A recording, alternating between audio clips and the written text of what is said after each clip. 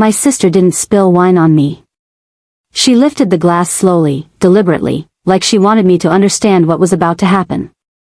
Her eyes never left mine as the deep red liquid slid over the rim and soaked into my pale silk dress, blooming across my chest like a bruise. Then she leaned closer and said calmly, "Someone should remind the staff that crying in front of guests is inappropriate." The security guard hesitated. I didn't. I stood there, frozen, as the wine seeped through the fabric and onto my skin, cold and sticky. My heart wasn't racing. It was hollow.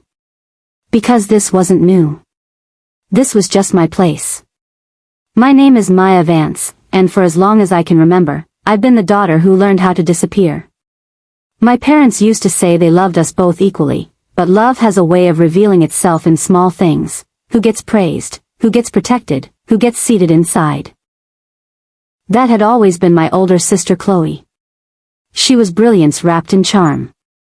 Loud confidence. Perfect smiles. The kind of woman people noticed the moment she entered a room. I was the one who learned to stay quiet so she could shine brighter. I didn't resent her when we were children. I admired her. I thought if I worked hard enough, stayed kind enough, one day my parents would look at me the way they looked at her. They never did. I chose a different life. I became a researcher: soil systems, sustainable agriculture, food resilience. I worked in labs and greenhouses, not boardrooms. My days smelled like earth and fertilizer, not perfume and champagne. To me, it mattered. To my family, it was humiliating. Chloe, of course, married up. Her husband Julian wore tailored suits and worked for Agro Global, a massive food corporation with a reputation for power and polish. My parents adored him. He was proof, to them, that Chloe had won. Then there was my husband, Caleb. I met him at a farming conference in Iowa, boots scuffed, sleeves rolled up, talking about land like it was alive. He listened when I spoke. He cared about the same quiet things I did. My mother once asked him if he planned to wash his hands before touching her furniture. What my family never bothered to ask was who Caleb really was. They assumed we lived small because we lived quietly. They assumed silence meant weakness. Standing there, soaked in wine, listening to the soft clink of glasses from the ballroom behind me, I felt something inside finally crack, not loudly, not dramatically, but completely. And then I saw it. Through the glass doors, past the terrace lights, a black SUV rolled into the valet lane. Caleb's car. And in that moment, I knew. In less than 60 seconds, the story my family had been telling about me was about to collapse. Re-hook, end of part 1. They thought I was about to leave in shame. They had no idea my husband had just arrived, and he was done staying quiet. Growing up in our house was like living in a carefully staged performance, and Chloe was always center stage. She didn't just receive praise, she absorbed it. My parents spoke about her accomplishments as if they were personal victories. Every award, every compliment, every small success was displayed like a trophy in our living room. When Chloe entered a room, attention followed. When I entered, people forgot I was there. I learned early not to interrupt, not to correct, not to need too much. I became skilled at shrinking myself, at making my presence light enough that it didn't disturb the balance my parents seemed so desperate to maintain. Chloe used to call me practical. My mother called me simple. My father barely called me at all. When I chose to study environmental science instead of finance or law, my parents stopped asking about my classes. When I moved into research, they told relatives I worked with plants.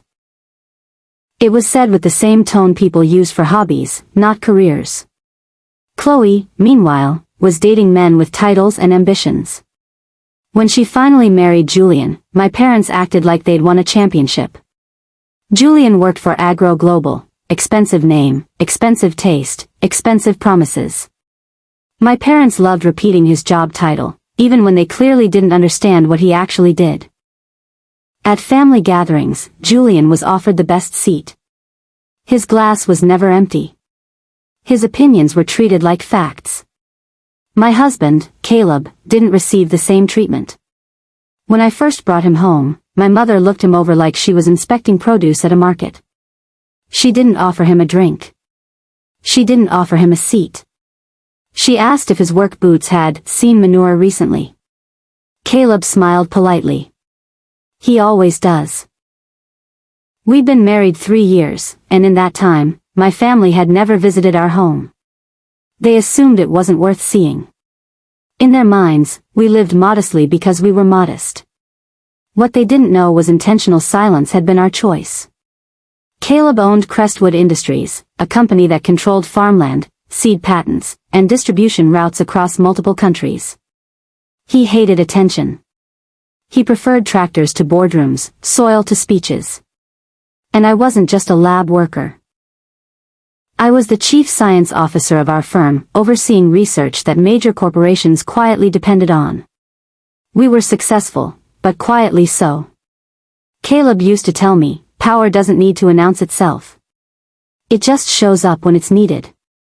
Standing under that leaking tent at Chloe's wedding, watching guests laugh behind glass walls, I wondered if keeping quiet had been a mistake. Because silence doesn't always look like dignity. Sometimes, it looks like permission. Re-hook, end of part 2. I didn't know it yet, but the wedding my parents called perfect was already cracking, and I had unknowingly paid the price for it. The first crack in the perfect wedding fantasy appeared a month before the big day. My phone rang late at night. It was my father. He didn't ask how I was. He didn't ask about my work or my life. His voice was tight, rushed, almost frightened. Maya, he said, we're in a situation. That was how he always framed emergencies that weren't his fault. The venue, he explained, was threatening to cancel. Final payments were due for catering and florals, and Julian's funds were temporarily unavailable. They were short $25,000. There was a pause, heavy and deliberate. You wouldn't happen to have anything saved, would you? He asked. Just until Julian's bonus clears. We'll pay you back.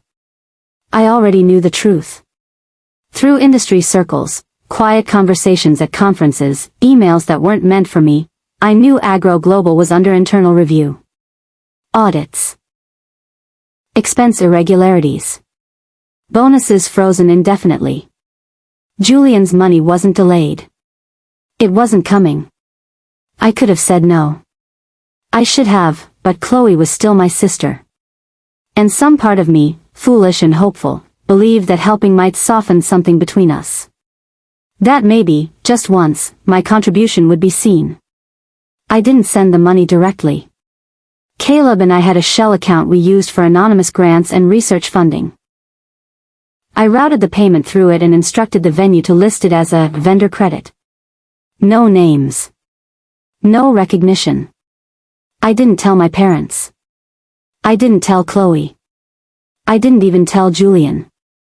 The next morning, Chloe posted a photo online, her engagement ring catching the light, a caption dripping with confidence. When the universe knows you deserve the best, Dizzy, so grateful for the amazing people who support my vision. I stared at the screen longer than I should have. Caleb noticed immediately. You helped them, didn't you? He asked quietly. I nodded. He didn't raise his voice. He didn't criticize me. He just sighed, the way people do when they see someone they love choosing pain out of habit. Maya, he said gently, they're not going to change just because you saved them. I just want one peaceful day, I whispered. One. Caleb looked at me for a long moment. Peace built on silence never lasts. I brushed it off. Told myself he was being protective. Told myself weddings made people strange. But the truth was already unfolding. The money I sent didn't buy gratitude. It bought entitlement. And I had no idea that the same wedding I quietly rescued was already preparing to humiliate me in public. Re-hook, end of part 3. I thought the worst thing I could lose was $25,000, until the wedding day showed me exactly how little my family valued me. The morning of the wedding arrived wrapped in gray clouds and tension. Rain tapped steadily against the windows as I finished getting ready. I told myself it was just weather. That it didn't mean anything. Still, the heaviness in my chest refused to lift. Caleb stood by the door adjusting his cufflinks, phone pressed to his ear. An international distributor had called, something urgent, something that couldn't wait. "I'll be 20 minutes behind you," he said when he hung up. "Don't let them push you around." I smiled, even though I didn't believe my own expression. "I'll be fine." I wasn't. The estate was breathtaking, cliffside views, glass walls, chandeliers glowing warm against the storm. Guests in tailored suits and flowing gowns filled the entrance, laughter echoing off marble floors. I stepped inside alone. My mother intercepted me before I could take 3 steps. She looked me up and down, her lips tightening. "You look acceptable," she said. "But there's a complication." Her eyes flicked nervously toward the ballroom. Julian's CEO arrived unexpectedly. "We're over capacity."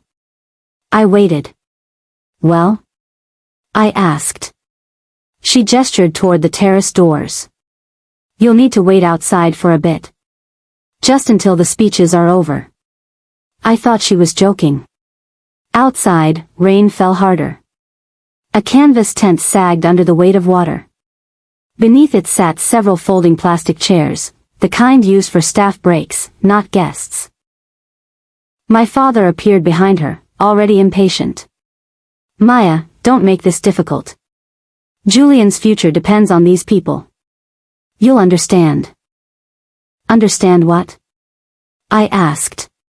"That I don't belong inside?" "Your family," he said quickly. "But this is business." Business. I stood there for nearly an hour. Servers rushed past me carrying trays of champagne and plated meals. Rain splashed against my shoes, darkening the hem of my dress. No one checked on me. No one apologized. Then Chloe appeared. She was glowing, perfect makeup, perfect smile. And behind it, something sharp. "What are you doing out here?" she snapped. "You're blocking the service path." "This is where Mom told me to sit," I said quietly. Chloe rolled her eyes. "Honestly, Maya, stop being dramatic.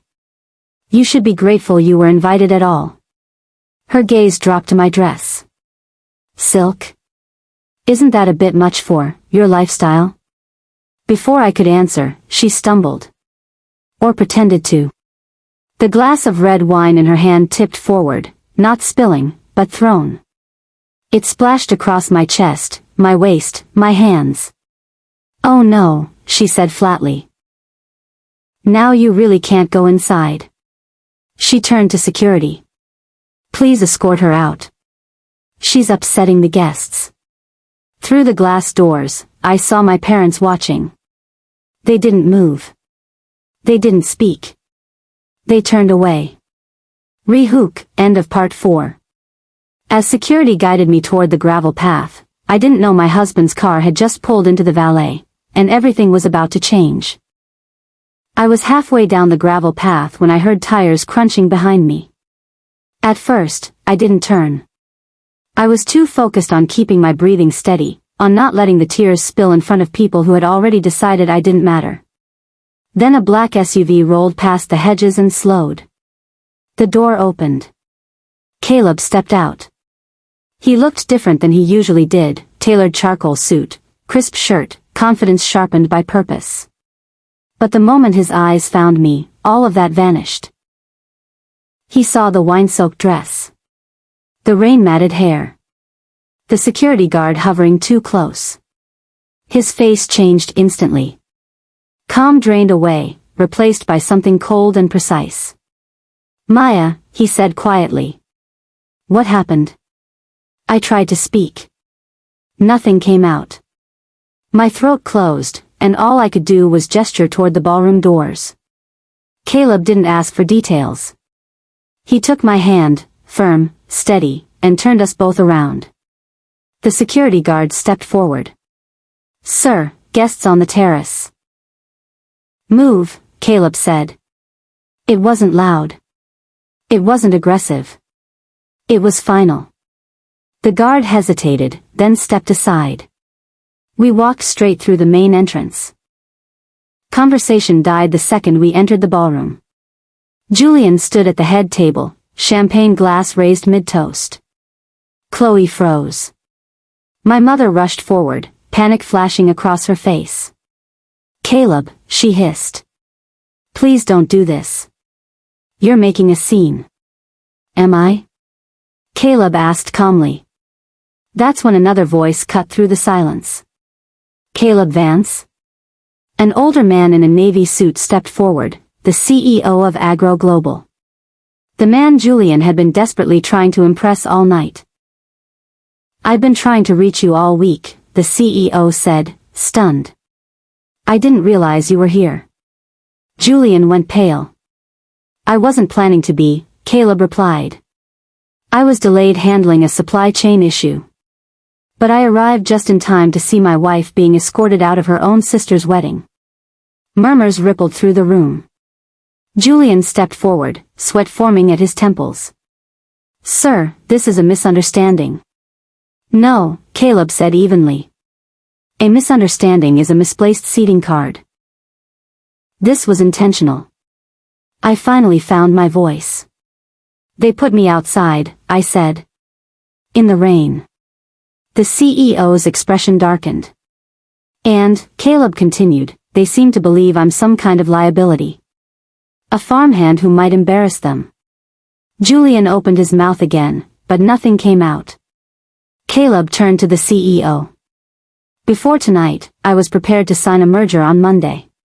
The room went still. But after seeing how your leadership treats my family, he said, I need to reconsider. Julian's knees actually buckled. Rehook, end of part 5. They thought the humiliation was over, but Caleb hadn't even started telling the truth yet. Julian laughed nervously, the sound too loud for a room that had gone completely still. Sir, he said to the CEO, there's been some confusion. Maya and I, well, we've always collaborated. She's exaggerating. I felt something in my chest tighten, not anger this time, but clarity. Collaborated? I repeated, stepping forward. The wine-soaked silk clung to my skin, heavy and humiliating. You mean the research papers you submitted under your name? Julian's smile faltered. The soil yield projections. The regenerative trials. The drought resistance models, I continued. Every one of those studies was mine. You never set foot in the lab. The CEO's gaze snapped to Julian. You told the board those findings were internal. They were, Julian stammered. I mean, we discussed them. Caleb reached into his jacket and pulled out a thin folder. These are the original drafts, he said calmly. Timestamped. Authored by Maya Vance. Submitted 6 months before Julian's proposal. The CEO took the folder, flipping through the pages with increasing tension. Julian's face drained of color. And since we're clarifying things, Caleb added, we should probably talk about the missing funds. What funds? Chloe snapped, stepping forward. My husband is not a thief. Caleb didn't look at her. He turned another page. $40,000, he said. Redirected from the Agro Global Logistics Reserve. Used to cover venue upgrades, designer fittings, and last-minute wedding expenses. The room erupted in gasps. That's a lie. Chloe screamed. You're jealous. You've always been jealous of us. The CEO raised a hand. Julian, he said sharply. Explain. Julian opened his mouth. Closed it. Tried again. It was a temporary loan, he said weakly. I was going to replace it. After the audit, the CEO asked coldly. Silence. Caleb stepped closer, his voice low but steady. I received the audit report in my car. I was planning to address it privately on Monday. He looked around the room, at my parents, at the guests, at Chloe shaking with fury. But tonight, he continued, made something very clear. He turned back to the CEO. I won't be merging my company with Agro Global. The words hit like a physical blow. Julian swayed. Effective immediately, the CEO said, Julian, you are suspended pending investigation. Chloe let out a broken sound that might have been a scream. My father stepped forward, hands raised. Now wait just a minute. This is family. Let's not ruin lives over. Caleb looked at him then, really looked. Family, he said, doesn't steal from one daughter and humiliate the other. For the first time, my parents had nothing to say. Rehook, end of part 6. As security moved toward Julian, I thought the night was finally over, but the wedding still had one more collapse left. Security stepped in quickly, their movements practiced but tense. Julian didn't resist, he couldn't. The confidence he'd worn all evening had drained out of him, leaving only panic behind. This is insane, Chloe cried, clutching his arm. You can't do this. This is our wedding. The CEO didn't even look at her. This, he said flatly, is a corporate investigation. My parents stood frozen near the head table, faces pale, eyes darting between Caleb and the guests who had begun whispering openly now. The polished illusion they'd worked so hard to maintain was cracking, piece by piece. Caleb turned to me. Are you ready to go? He asked gently. I nodded. As we started toward the exit, my father rushed forward, desperation replacing authority. Son, please. Let's talk privately. We're family. We can fix this. Caleb stopped walking but didn't turn around. Family doesn't ask one daughter for money and then seat her in the rain, he said. Family doesn't watch her get humiliated and call it necessary. My father's mouth opened. No words came out. We kept walking. Behind us, the murmurs grew louder, guests pulling out phones, whispers spreading faster than the storm outside. Chloe collapsed into a chair, her perfect posture gone, mascara streaking down her face.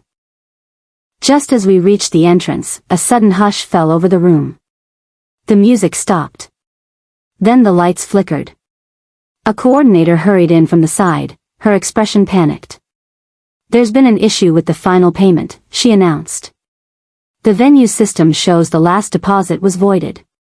Without it, the contract is no longer valid. My mother gasped. What does that mean? Chloe screamed. The coordinator swallowed. It means, the event can't continue. Almost on cue, the chandeliers dimmed. The decorative uplighting along the walls shut off one by one, plunging the ballroom into an awkward half-darkness. Guests stared around in disbelief. I finally understood. The anonymous payment, the money I'd sent weeks ago, had been flagged and reversed after Caleb canceled the merger. Without that $25,000, the venue had every legal right to shut everything down. The wedding didn't just fail. It ended. Outside, rain continued to fall, but it felt different now. Cleaner. Lighter. As Caleb opened the car door for me, I glanced back through the glass doors one last time. Chloe stood in the darkness, screaming at coordinators, at staff, at anyone who would listen. For years, I'd believed silence was strength. But walking away that night, I realized something else was stronger. Truth. Rehook, end of part 7. I thought the humiliation was finished. But 2 days later, my mother showed up at my door with a threat that shocked even me. 2 days after the wedding collapse, the doorbell rang. I wasn't expecting anyone. I was in the lab, elbows deep in soil samples, trying to focus on what mattered, growth, life, and real work. When I opened the door, my mother was there.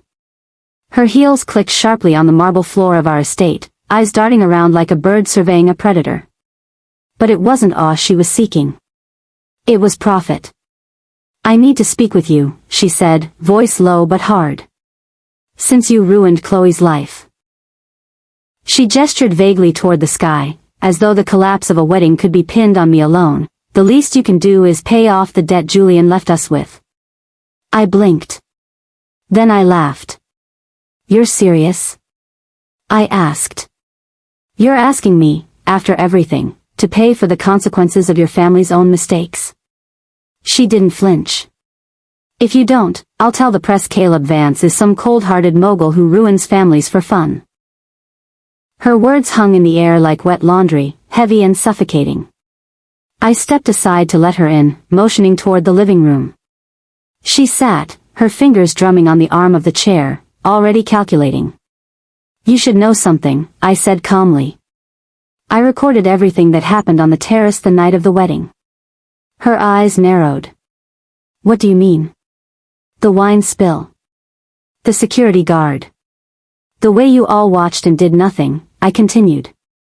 Every moment is on camera.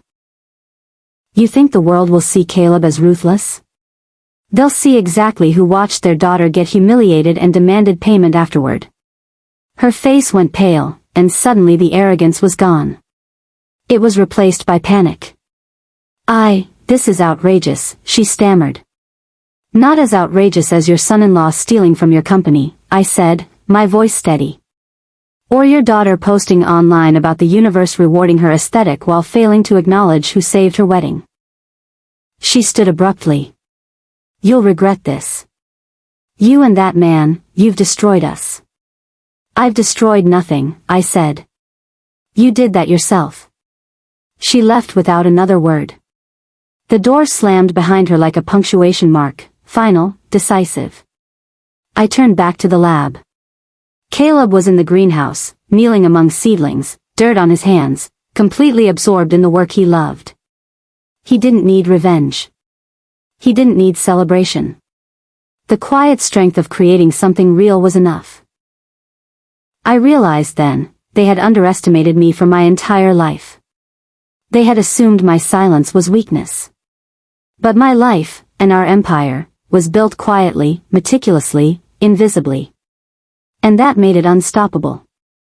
Re-hook, end of part 8. Chloe and Julian thought the storm was over. But the real fallout was just beginning, and it would reach places they never expected. Within days, the aftermath of Chloe's wedding spread like wildfire, though not in the way my parents or sister expected. Julian, once confident and untouchable, became a cautionary tale in his own industry. His embezzlement from Agro Global's logistics fund was quietly investigated. The merger he had been banking on was off. Bonuses frozen. His credibility evaporated in a matter of days. Chloe, meanwhile, faced reality. No lavish home, no designer gifts, no admiration. Suddenly, she had bills to pay and a reputation to repair. The family's private wealth had evaporated overnight because the empire she'd assumed she belonged to didn't recognize her achievements, or her husband's. I watched from the sidelines for a moment, though not out of cruelty. Out of clarity. I saw the posts on eBay, her wedding gifts listed, designer dresses, crystal vases, even the champagne glasses, all in an attempt to raise money to cover Julian's legal fees. The posts were desperate, public, humiliating. Yet, there was something almost poetic about it. The universe had balanced itself in a quiet, unyielding way. And my parents? They tried to intervene.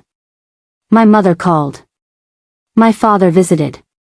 Both tried, in small ways, to salvage what they had considered untouchable. But I had learned long ago that control without respect is an illusion. My parents' attempts were empty gestures, hollow echoes of a household that had never truly seen me. Caleb and I, meanwhile, returned to what mattered most, our life and work. Soil. Labs. Patents. Research papers that the world actually needed. While Chloe and Julian scrambled to stay afloat, we quietly strengthened our foundation. We didn't boast. We didn't flaunt. We simply existed in our truth, and that was more powerful than anything they could grasp. Chloe eventually stopped calling. Julian's legal troubles forced him into silence. Their social media, once polished and curated, went dark. The empire my family thought they controlled had slipped from their fingers, not because of force or drama, but because of quiet, unseen integrity. And me? I realized something that night. For years, I had equated silence with being invisible. But true power, I discovered, doesn't require applause. It requires patience, consistency, and refusing to let others define your value. Walking through the greenhouse with Caleb later that evening, I looked at him and said, "Do you think they even understand what they lost?" He smiled, wiping soil from his hands. "No. And that's the point. They don't have to." For the first time in my life, I felt untethered. Unseen by some, yes, but unstoppable. Rehook, end of part 9. Chloe and Julian may have lost everything, but there was still one final lesson my parents needed to learn, one that would come to our door soon enough. It was quiet the first few days after my mother's visit. Too quiet.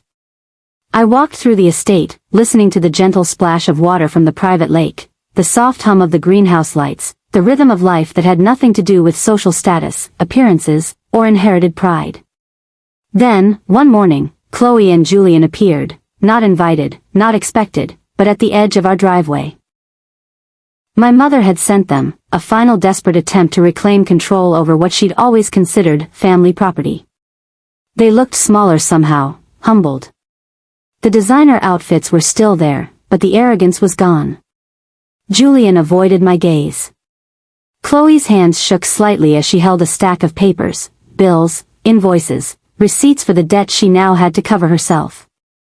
I didn't move to greet them. Caleb stood beside me, calm, steady, his hands in the soil-stained gloves he always wore. Chloe's voice broke the silence. "Maya, please. We didn't mean." I raised a hand. "Stop.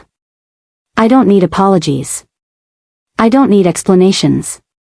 I need the truth," I said. Julian looked at me helplessly, as though hoping someone would intervene, someone would make this nightmare go away. But no one could. Not this time. "The money," I said, gesturing to the invoices. "The bills for your failed wedding, the debts you created, the legal fees you ignored. All of it, your responsibility. Not mine. Not my husband's." Chloe swallowed hard. "Mom said you'd destroy us." I shook my head. "No. She did. I merely showed the world what was already there. And now you get to live with it." Julian's shoulders sagged. Chloe's eyes glistened with unshed tears. They weren't tears of regret, yet, but they were real, and that was enough. As they left, Caleb turned to me. "You know," he said quietly, "for years, they thought silence was weakness. But you've proven something else." I smiled, finally feeling the weight lift from my chest. It wasn't just me. It was both of us. Quiet strength has its own power. We returned to the greenhouse, the world outside fading into the background. Seedlings leaned toward the light.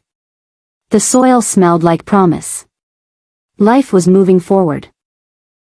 And for the first time, I didn't have to shrink, explain, or justify myself to anyone who didn't see my value. Because worth is not measured by applause, by invitations, or by empty praise.